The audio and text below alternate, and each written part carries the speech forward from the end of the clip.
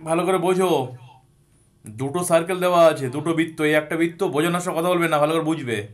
এই একটা বৃত্ত বা সার্কেল, এই একটা বৃত্ত বা সার্কেল, ভালো করে বুঝতে বলেছি। দুটো বৃত্ত বা সার্কেল দেওয়া আছে, দেখো ভালো করে।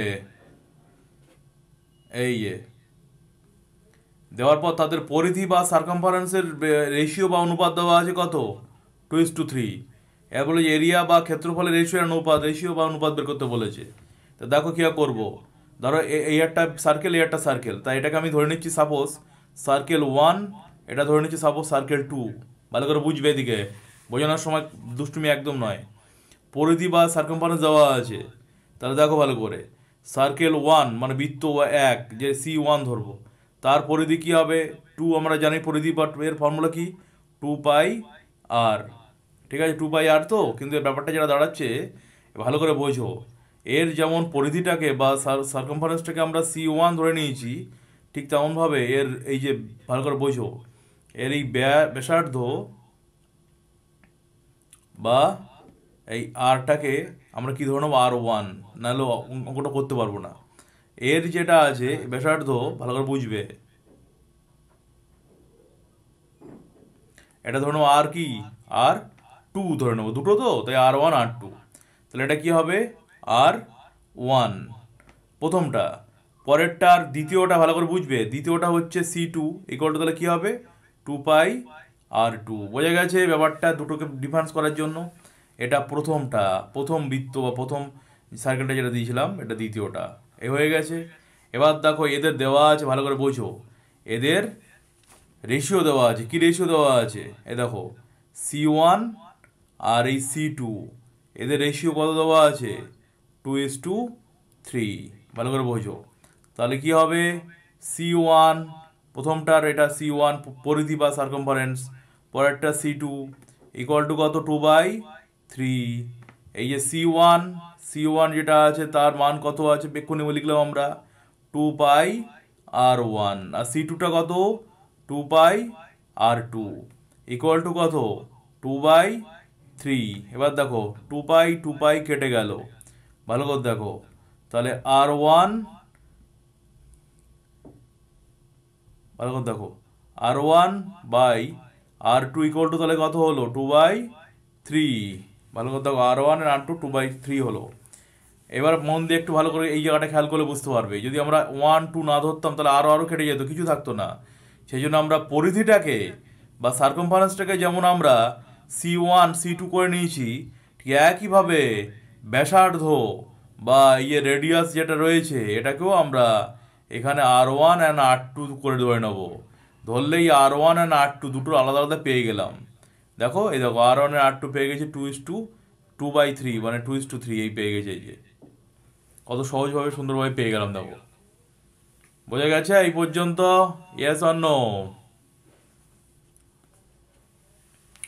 Yes, sir, বোঝা গেছে। Yes, sir, বোঝা গেছে। এবার দেখো, Yes, sir, বোঝা গেছে। হ্যাঁ এবার এটাকে ক্যালকুলেশন করে করে নিচ্ছি, ভালো করে খেয়াল করো। এই জায়গাটা ক্যালকুলেশন করছি, ভালো করে দেখো, এই জায়গাটা ভালো করে দেখবে।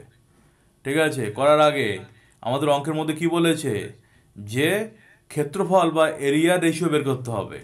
তাহলে প্রথম যে সার্কেল, তার ক্ষেত্রফলটা কি ধরে নেবো, একইভাবে কি ধরে নেবো, A1। আর পরে যেটা তার ক্ষেত্রফল বা এরিয়াটা কি ধরে নেবো, A2। বোঝা গেছে, ক্ষেত্রফলটাকে এরিয়া ধরেছি ক্ষেত্রফলটাকে এরিয়া ধরেছি। আর তাহলে প্রথমটা A1, পরেরটা কি হবে তাহলে A2, পরিধির মতো, ওই পেরিমিটারের মতো।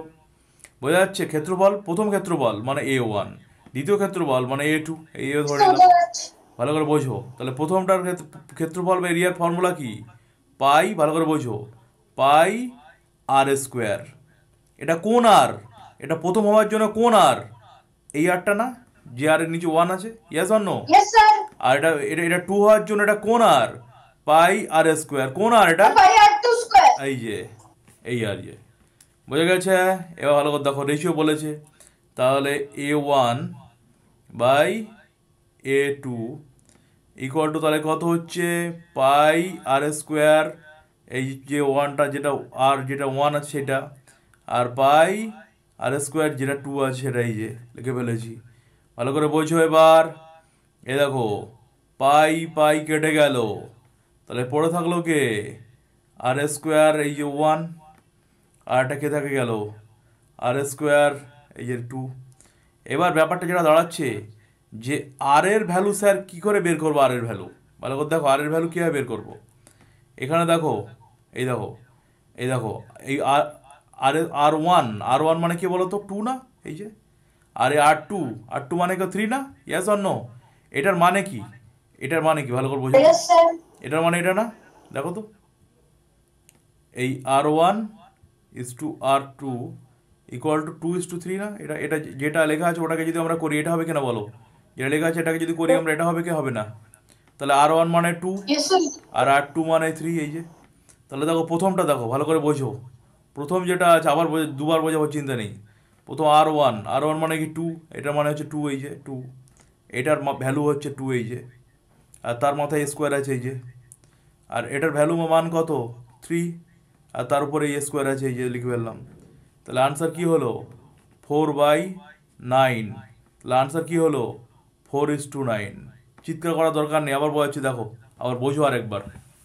দেখো ভালো করে মন দিয়ে দেখবে অঙ্কটা, দেখো ভালো করে বোঝো। লাস্টের আগের লাইনে আবার বোঝাচ্ছি, বুঝিয়ে নেই, আর একবার বুঝিয়ে নেই, তারপর প্রশ্ন কর, আর একবার বুঝিয়ে নেই। দুটো বৃত্ত দেওয়া আছে, এই একটা বৃত্ত বা এই একটা বৃত্ত, দুটো বৃত্ত দুটো সার্কেল দেওয়া আছে, ভালো করে বোঝো। দিয়ে বলা হচ্ছে এদের যে পরিধি বা সার্কামফারেন্স রেশিও দেওয়া আছে 2:3। বলেছে এরিয়া বা ক্ষেত্রফলের রেশিও কত বা অনুপাত কত বের করতে হবে। তাহলে এবার যেটা দাঁড়াচ্ছে, এই বৃত্তর যেটা আছে তার পরিধিটাকে ধরে নেবো। পরিধি মানে আমরা জানি সার্কামফারেন্স বলে ইংলিশে, তাহলে C1 ধরে নেবো। আর এর পরিধিটাকে কি বলে সার্কামফারেন্স, সেটাকে C2 ধরে নেবো। আর ভালো করে মনে রাখতে হবে এর ব্যাসার্ধ বা রেডিয়াসটাকে আর1 ধরে নেবো। এই আর ওয়ান ধরে নিয়েছি কিন্তু এটা সাপোজ বলে, এটাও তো এই আর2 ধরে নেবো। ধরে এবার দেখো প্রথম যেটা সার্কামফারেন্স C1 পরিধি 1 প্রথম পরিধি, তাহলে 2πr কোণ আর এই যে এই আর এই যে। পরেরটা কি ধরে নেবো? সার্কামফারেন্স 2 পরিধি দ্বিতীয় পরিধি 2πr কোণ আর এই যে ওই আরটা যেটা আর2 ধরেছে এই যে, এই হলো। এবার এদের রেশিও কত? সার্কামফারেন্স 1 সার্কামফারেন্স 2 রেশিও কত? এবার লিখে ফেললাম 2:3 দেওয়া আছে প্রশ্নের মধ্যে, প্রশ্নে দেওয়া ছিল 2:3 লিখে ফেলেছি, ভালো করে বোঝো। এই যে লিখে ফেলেছি। এই C1টা এখন কত আছে পরিধি? প্রথমটার পরিধি কত? এই যে 2πr1, আর দ্বিতীয়টার কত? 2πr2।